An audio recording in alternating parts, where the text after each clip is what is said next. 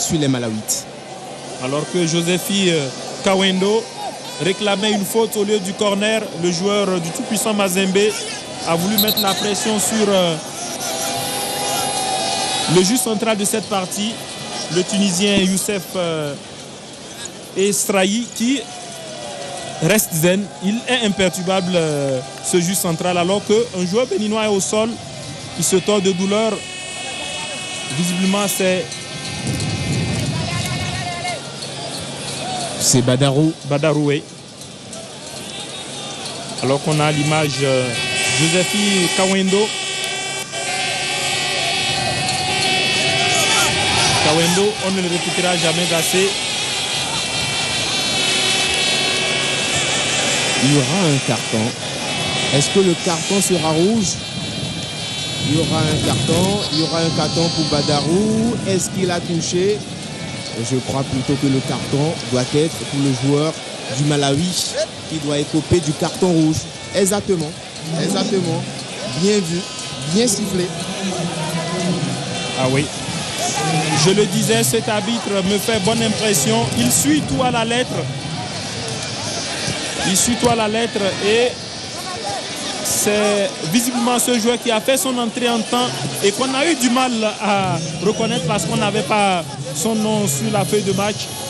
C'est lui qui abandonne son équipe, je crois, que là il n'a pas du tout aidé ses coéquipiers.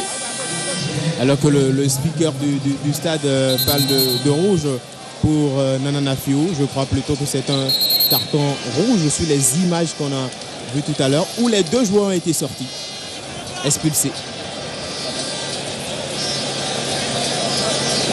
C'est quand même curieux cet arbitrage. Ah mais là, Hugues... Ils se sont complètement plantés. Complètement plantés. C'est la grosse fausse note de cette rencontre. Il n'y a absolument pas rouge pour Nanana Fio. Les Béninois n'attaquent pas ce ballon dans cette surface de réparation. C'est Boumama qui retouche Jodel Dossou, qui se fait contrer par ce défenseur malawite qui cherche le couloir droit. Mais Reda est là pour s'interposer. Jodel un peu trop spectaculaire et inutilement spectaculaire. Ah oui, sur ce coup, il aurait pu mieux négocier le ballon. Alors que Fortuné Auré se dégage à l'emporte-pièce. Ce qui fait que le ballon va revenir aux Malawites qui vont bénéficier de la remise en jeu latérale. Il va falloir être très très concentré en cette fin de partie qui mentalement sera favorable aux Malawites qui savent qu'ils ne sont menés que d'un tout petit but et qui n'hésiteront pas. Ils vont attaquer jusqu'à la dernière seconde du temps additionnel. À quelle frayeur sur ce coup de tête de Choukepu Usowoya, le véritable avançant de cette partie qui porte le dossier 4. Sociétaire lui aussi du club mozambicain de Costa do Sol. C'est le pendant de Mohamed Aoudou du côté malawite. Auré Fortuné qui joue avec Barazé. Barazé qui revient sur Reda. Reda de son pied gauche va chercher l'intervalle. Mohamed Aoudou. Ballon bien protégé par Mohamed Aoudou qui obtient en plus de la faute le coup franc. Et c'est déjà reparti avec cette renversale de Khaled Adenon qui va aboutir finalement à une remise en jeu latérale. Pour moi, il y a coup franc pour le Bénin puisque Fortuné Auré a été touché. Ah oui, il s'est fait mal. Qu'est-ce que l'arbitre va décider? C'est dans l'élan. C'est dans l'élan qui lui fait mal. Quelle fin de match alors que Didier Olédicole est très concentré sur son sujet. Le sélectionneur national Hugues Souzounon qui avait dénoncé comme son compatriote Claude Leroy qui est à la tête des Congolais de Brazzaville et qui ne comprennent pas comment la CAF peut programmer des matchs de qualification à la plus grande compétition du continent à une date qui n'est pas une date FIFA. Et il a effectivement raison. C'est pas que Claude Leroy, tous les entraîneurs qui sont sur le continent, ils doivent passer par ce tour. Les clubs européens refusent de libérer les joueurs. C'est là-bas qu'ils gagnent le salaire. Et ils ont souvent peur qu'en arrivant en sélection, une petite blessure, et vous serez out pendant 6 mois, voire plus. Donc les joueurs préfèrent les clubs, ou les clubs refusent carrément de libérer les joueurs parce qu'ils mettent beaucoup d'argent. Alors que nous négocions là peut-être les dernières balles de cette partie, puisque à l'écran vous voyez 87 minutes de jouer et Sankani qui demande à ses partenaires de calmer. Il y a beaucoup de boulevards, beaucoup d'espace en fin de partie, William Bassabi. Et cela se comprend, Hugues. Ça se comprend, mais il faut resserrer les lignes. Parce que sur un contre, les Béninois peuvent encaisser. Ah oui, c'est là le danger. Mais l'explication, c'est que nous sommes à l'intersaison. Il n'y a pas de rythme. Et déjà, les joueurs ont dû puiser dans leur trip pour pouvoir tenir le bon bout. C'est vrai qu'au bout, il y a une qualification à la phase de poule. Et pourquoi pas une qualification à la CAN, le plus grand rendez-vous sportif footballistique du continent. Et ils se retrouvent très facilement, les Malawites, les yeux fermés. On sent que c'est une équipe qui joue ensemble depuis très longtemps. Une équipe qui s'est bien préparée avant d'arriver à Cotonou. Tout à fait. L'effet cohésion, mais l'effet également des 2 matchs de préparation qu'ils ont livrés face au Mozambique, 1 but partout, mais également aux Béninois de jouer les journées face à FIFA. l'Ouganda. Ah oui, compte favorable, Fadel Souanon. Ah, qu'est-ce qu'il a tenté, un geste incroyable, Fadel Souanon. Il aurait pu libérer depuis très longtemps le ballon. Alors qu'on a à l'image le président de la République qui apprécie le spectacle. Fadel Souanon, le 1-2, il ne passera pas. Stéphane Cesséan. Ah, c'est plutôt Stéphane. Autant pour moi. Le capitaine Luki Malata du Mozambique et du Malawi. C'est vrai que le Malawi a joué le Mozambique, mais c'est bien. Les Malawites que vous avez sur le terrain, même s'il nous faut encore des joueurs du Malawi évoluent du côté du Mozambique. Et chose curieuse, on ne trouve pas de joueurs malawites en Zambie, alors que la Zambie a une longue frontière avec le Malawi. Et Zambie, grande nation de football en Afrique australe. Lorsque vous étiez en train de parler de la frontière, Satune Alagbe est arrivé juste à la frontière de sa surface de réparation pour mettre ce ballon en touche parce qu'il y avait danger. Bien joué de la part de Satune Alagbe. Ah oui, qui, on l'a dit, est en train de bien finir sa partie. Il est entré timidement dans son match, mais il l'achève plutôt bien. L'ancien gardien de but de l'association sportive du port autonome de Cotonou. 5 minutes de temps additionnel. 5 minutes d'espoir pour les écureuils et peut-être 5 minutes de calvaire pour les Malawites. À défaut de marquer un deuxième, ne pas encaisser. C'est clair. Il n'y a pas meilleure alternative que celle-là.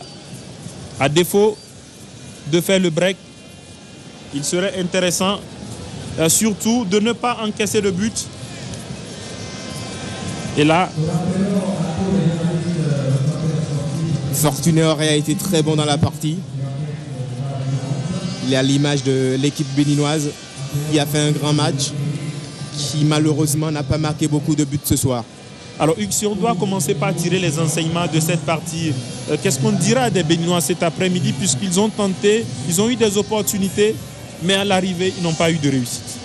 Ils n'ont pas eu de réussite, mais franchement, félicitations à tous ces joueurs, ceux qui ont laissé le club en Europe, qui sont arrivés en sélection, les jeunes locaux, en l'occurrence Maman Seydou, Fortuné Auré et Jean Obuchi qui est sur le continent africain.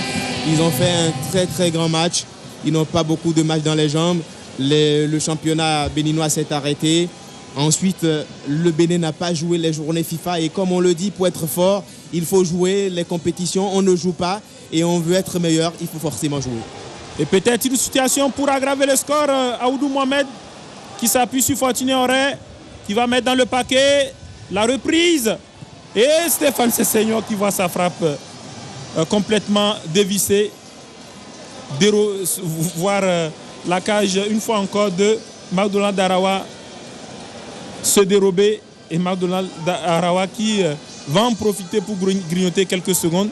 Mais je voudrais dire, ce qui est curieux, c'est qu'en ce moment, vous savez que le championnat se joue au Malawi et qu'on est à la 13e journée. On a joué déjà 4 matchs hier. Cet après-midi, il y a 2 matchs et même un derby entre le premier et son deuxième. C'est incroyable. Tout ça est à l'avantage de cette équipe malawite puisque c'est, on l'a dit, un cocktail de joueurs évoluant à l'extérieur et des locaux. Au niveau de la préparation, il n'y a pas comparaison. Les Malawites se sont vraiment préparés avant d'arriver au stade de l'amitié de Kourounou. Mais au niveau de la qualité, sur le plan individuel, il y a de la quantité chez nous. Mouriola Ogumbiyi, Stéphane Sessegnon. Maintenant, c'est vrai que le Bénin a moins de 2 semaines pour préparer cette manche retour. Il serait intéressant d'avoir Koukou Djiman au milieu de terrain, Emmanuel Imorou à gauche pour relancer la concurrence avec Fortuné Auré qui a fait un très grand match ce soir. Sans oublier Jordan Adeoti et pourquoi pas récupérer Fabien Farnol. C'est un problème administratif. On aura besoin de la présence de tous les joueurs que je viens de citer tout à l'heure pour aller du côté de Blantyre pour la manche retour qui sera très très difficile, surtout qu'on jouera en altitude. Alors que là, Hugues, vous l'avez dit, on jouera en altitude comme ce fut le cas en Éthiopie en février 2012. Au Rwanda également. Tout à fait. Il va falloir une équipe commando, comme on le dit, pour une expédition commando. Et vivement que toutes les démarches soient menées pour renforcer cet effectif, pour pouvoir aller défendre pour l'instant cet acquis d'1-0 qui s'affiche. Je suis en train de comprendre le gardien de but Satuné Alagbe. Il joue beaucoup du pied, certainement qu'il a regardé la Coupe du Monde de football. Et là, la partie qui va se poursuivre, l'arbitre demande de continuer et les défenseurs malawites qui essayent de dégager leur camp. Reda Johnson pour les toutes dernières balles de cette partie. Il est à la lutte, le géant défenseur béninois avec 2 malawites. Le compte lui est favorable. Il joue rapidement avec Jodel Dossou qui se voit fermer la porte par 3 défenseurs malawites. Et la remontée de balle. Les Malawites qui vont essayer de conserver le ballon. À l'image là de John Langiesi. Sessegnon pour les toutes dernières balles. Il retrouve Soinon à la lutte avec son vis-à-vis. Soinon qui insiste, mais finalement la défense malawite se dégage. Et là, j'espère qu'il ne va pas recevoir un carton. Il va recevoir le carton normal, justifié. Mais c'était la meilleure solution de Barazé qui a été pris par la vitesse et la vivacité de ce joueur du Malawi. Il n'avait pas le choix parce qu'il allait un peu trop vite. Il pouvait mettre en danger cette défense béninoise. Alors que le temps additionnel est passé de 26 secondes. Toujours 1-0 avec les Malawites qui ont le ballon. C'est une faute toujours de Jodel Dessous. Oui, au profit des Malawites. Attention à ne pas écoper encore 2 cartons. En fait, il y a le temps additionnel dans le temps additionnel, puisque entre-temps, le gardien du Malawi, Arawa, a été touché. Et là, on voit John Shimozi, le sélectionneur malawite, qui est debout pendant que James Sangala, le libéro, on revoit cette action. Ça, c'est la sonde du cheval, comme on l'appelle, de Jodel Dessous.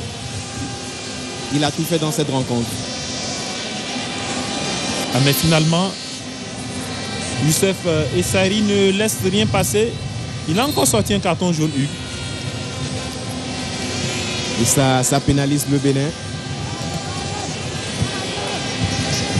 Alors que là, on aperçoit Josephi Certainement Kawendo. la dernière action, ne pas encaisser. Ah oui, il a manqué son action. Et c'est terminé. Voilà, Hugues Issouzounon. Qu'est-ce qu'il faut retenir très rapidement de cette victoire courte du Bénin face au Malawi?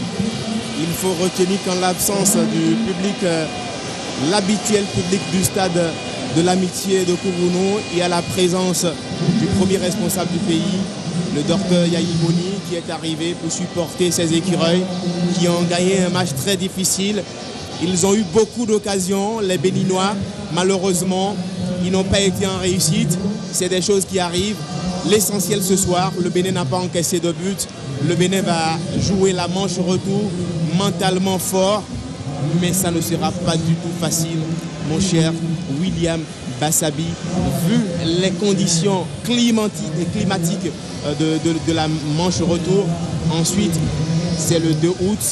Les joueurs seront en pleine préparation pour le championnat français, le championnat anglais.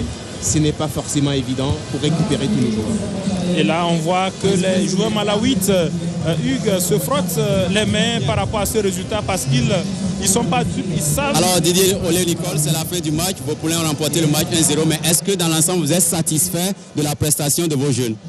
Moyennement, mais on s'attendait à un match difficile par rapport à la période. Parce qu'on a récupéré certains joueurs que 24 ou 48 heures avant le match.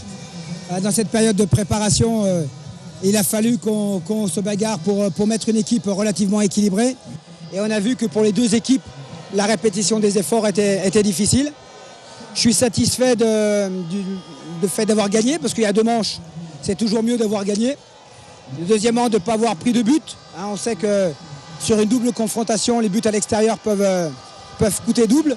Donc ça, c'est très important. Bon, malheureusement, par rapport au nombre de situations dangereuses qu'on s'est procurées, notamment en deuxième mi-temps, la barre, les deux ou trois situations qu'on nomme d'immanquables, il aurait fallu un deuxième but pour être un petit peu plus tranquille. Alors, dans 2 semaines, c'est le match retour. Dans quel état d'esprit vous allez le préparer? On va travailler. Malheureusement, la plupart des joueurs vont retourner dans leur club. On va les récupérer que quelques jours avant le match. Un déplacement qui sera difficile, mais les joueurs auront 2 semaines d'entraînement de plus dans les jambes. Et on a un avantage. Donc, on ira au Malawi pour être solide, pour faire un bon match. Et également pour gagner là-bas. On n'ira pas pour se conforter de ce 1-0.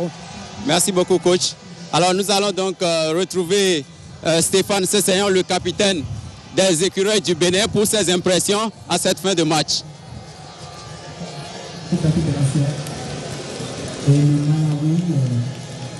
Alors Stéphane Sesséan, c'est la fin de la rencontre. Vous avez remporté le match 1-0. Est-ce que vous êtes satisfait? Ouais, satisfait parce qu'il y a la victoire au bout. Je pense qu'on aurait pu quand même gagner avec 1 ou 2 buts en plus. Mais bon, il faut être satisfait parce que c'est sûr. Un match aller-retour et pour l'instant, on gagne le premier match. Bien continuer à préparer pour ce second match. Alors, en deuxième partie, on a constaté que vous avez raté beaucoup d'occasions. Qu'est-ce qui s'est réellement passé? Je sais pas, c'est vrai qu'on a eu... on s'est créé pas mal d'occasions en seconde période et on ne les a pas mis au fond. Et c'est dommage parce qu'il y avait quand même de la place sur ces deuxième mi-temps de marquer 1 ou 2 buts en plus. Mais bon, il faut positiver, il faut regarder ce qui a été bien fait. Il faut savoir qu'on gagne 1-0. Et donc le point positif, c'est qu'on n'encaisse pas de but. Et donc au match retour, voilà, il faut savoir qu'on mène 1-0 et à nous de finir le travail qu'on a commencé. Le match retour s'annonce difficile. Comment vous allez le préparer? Déjà, on sait que ça va être difficile. On a vu cette équipe du Malawi qui joue bien au foot. Donc on sait qu'au match retour, ça ne va pas être facile. Mais bon, nous, je pense qu'on a quand même aussi des armes pour ce match retour. Voilà, de donner le maximum quitte à ramener un match nul. Mais l'essentiel, c'est la qualification. Donc, je pense qu'on ira à Malawi avec plus d'envie que ce soit d'ailleurs. Et je pense qu'avec ce temps de travail, ce temps avant ce match retour qui va nous permettre de pouvoir encore travailler, je pense qu'on sera mieux armés pour le match retour. Alors, amis téléspectateurs, c'est donc la fin de cette rencontre. Vous l'avez compris, le Bénin remporte 1-0, mais dans 2 semaines, il y aura le rendez-vous du côté du Malawi. Donc, nous espérons bien que nos chers écureuils vont remporter afin de passer en phase de poule des éliminatoires de la Coupe d'Afrique des Nations.